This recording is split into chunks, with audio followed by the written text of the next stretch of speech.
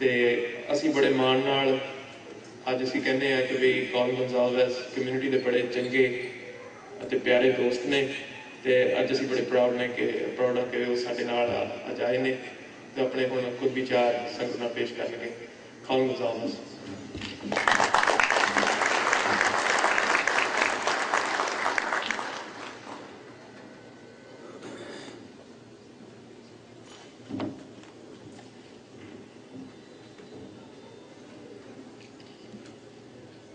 Prem Singh Saab, President of the World Sikh Organization. My friends of the WSO, many of whom I have met recently, friends that I have made recently, I thank you for this honor of calling me here to meet with you and speak with you. But it is an honor that I do not deserve. The speaker before me, Navkiran ji, young though she is, spoke out against the terror in Punjab from the time she was very, very young. She lived in the Punjab. She spoke out against the butcher of the Punjab, KPS Gill. She spoke out against terror.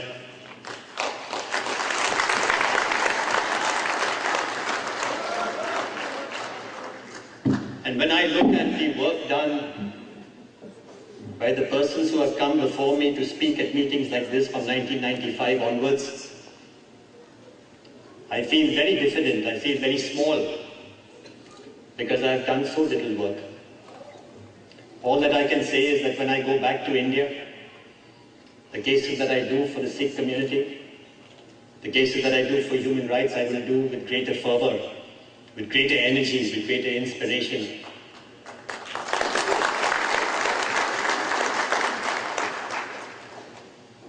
Although I knew about the work being done by the Sikh community, both in India and Canada, I really did not understand the impact of that work. But this morning I went to the Gurudwara on Dixie Road, and I spent 2 or 3 hours with my friends in the Gurudwara. And as you enter, you see hundreds of Sikh men and women lined up for a blood donation camp, giving blood for the health services in Canada. Nobody has forced them. Nobody has insisted that they give blood. But they are standing there in long queues quietly. Many young people, many old people, all of them donating blood for the public in Canada. You go upstairs to the langar and you see the free food being given to anyone who comes. And I heard stories of people, not from the Sikh community, but people outside the Sikh community who were destitute in Canada, who were hungry, who came to the langar to eat. And they can come in the night, they can come at midnight, and they can come in distress. And they will be treated with dignity like human beings, and they'll be given food and perhaps a place to stay. It is such an inspiring thing that you do. Maybe for you it is normal. For you of the Sikh community, I think it is everyday's work. You don't think of it as something very special. But for me, even though I know about human rights and I know about the Sikh community, to see the spirit of serving that the Sikh community has, for me, it was very inspiring and very moving. 2 nights ago,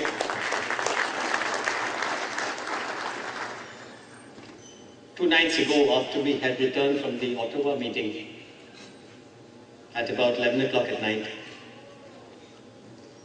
my wife, who's much younger than I am and she is very good on the internet, she put on the computer and went to Google Jaswant Singh Khalra Saab.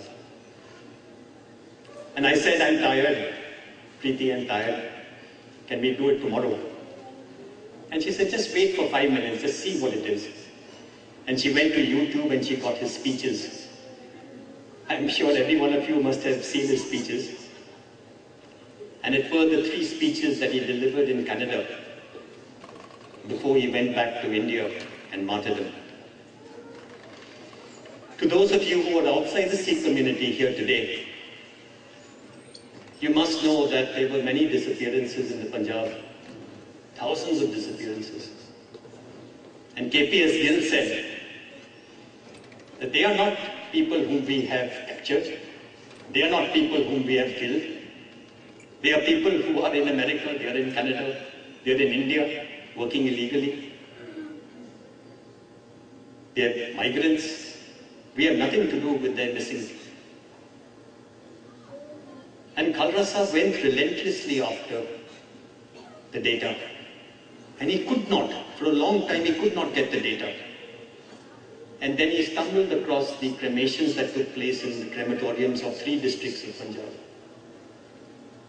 where the persons running the crematorium told him that the police came in trucks with dead bodies, dumped the bodies.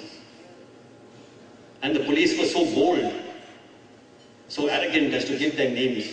So the names were recorded and the number of bodies were recorded. And all these persons who were actually in the custody of the police and burned were said to be missing. That data he could not show in India. It was dangerous. He would have been eliminated on the spot had he shown that data in India. So he came to Canada.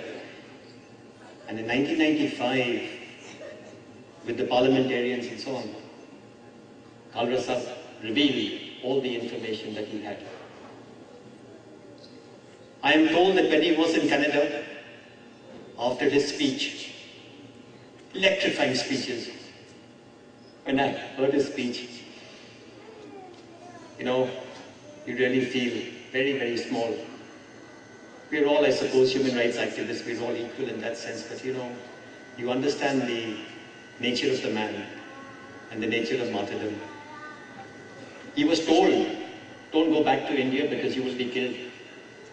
And he said, if I don't go back, who will reveal the story of the killings and the disappearances? I must go back.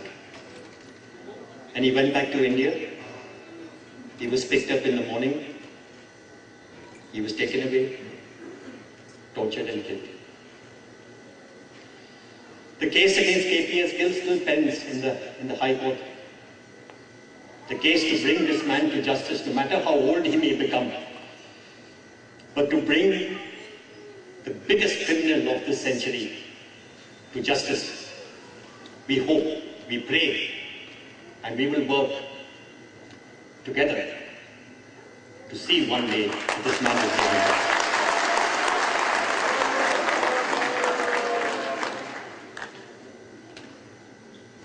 Why do we talk about 1984? Why do we again and again remember 1984? Massacres, largest democracy in the world, city of Delhi. The army garrisons are stationed outside Delhi. The police headquarters in Delhi.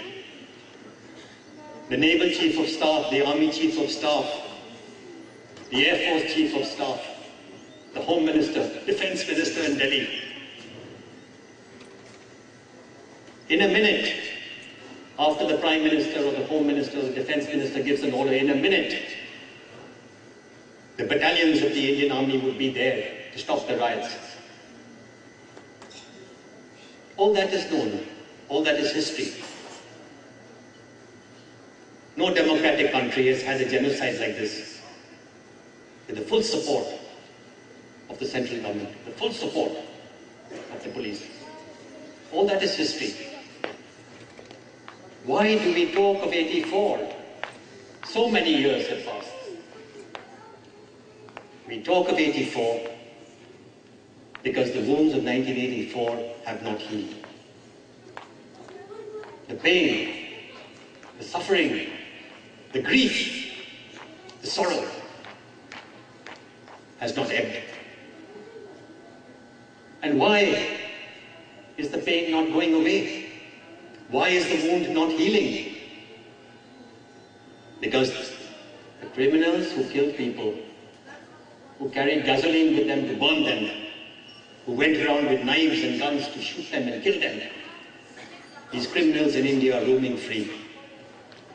As long as the criminals of 1984 roam free, the wounds of the Sikh community can never heal.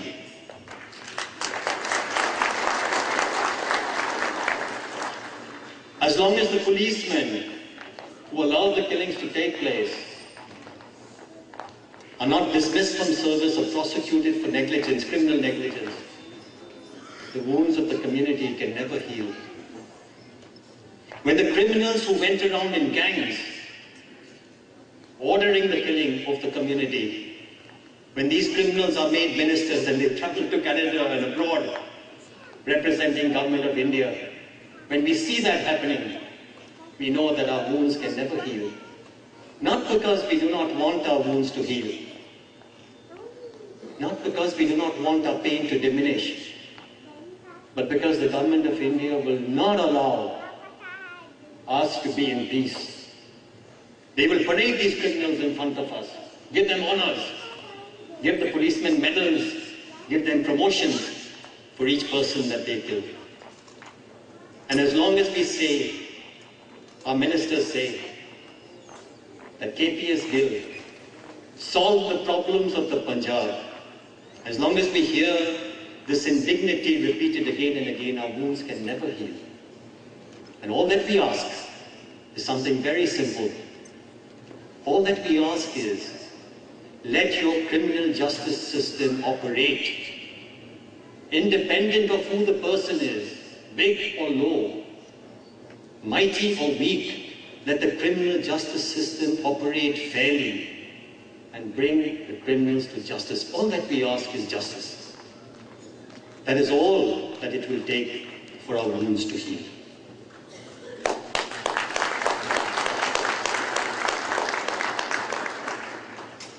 There was an indignity done to us recently.